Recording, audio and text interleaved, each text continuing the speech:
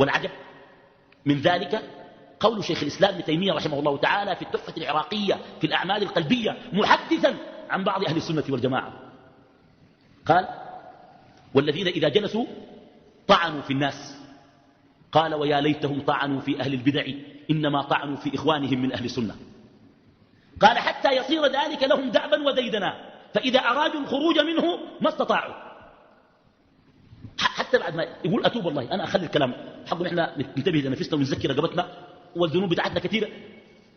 قال: يأتيه الشيطان فيقول له أنت مصلح، هذا كلام ابن تيمية، يقول له أنت مصلح، فبعضهم يغتاب في قوالب الصلاح.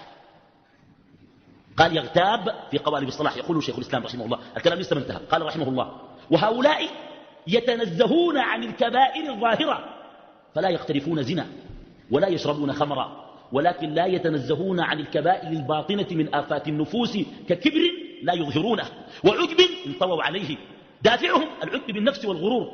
قال رحمه الله: يفعلون من المنكرات ما خير منها اتيان الزنا في الطرقات علنا. ابن تيمية ده عجيب بالنصوص، قال ده بالنص كيف؟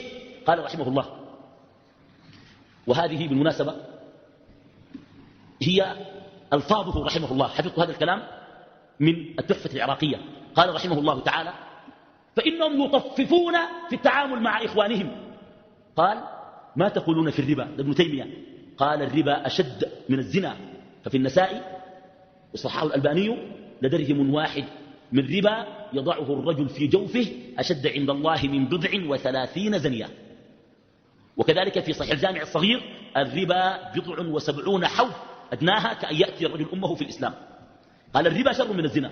قال: ما هو شر من الربا؟ الذي هو شر من الزنا التطفيف في التعامل مع الإخوان.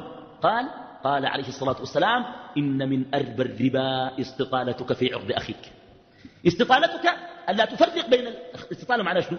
أن تتجاوز الحد الشرعي فيصبح المختلط في النفس بينما هو حد شرعي في انتقاد جائز، وبينما هو حظ قلبي منطوي على النفس فيه ضرب من ضروب التشفي، فيه ضرب من ضروب الانتقام، فيه ضرب من هذه الضروب.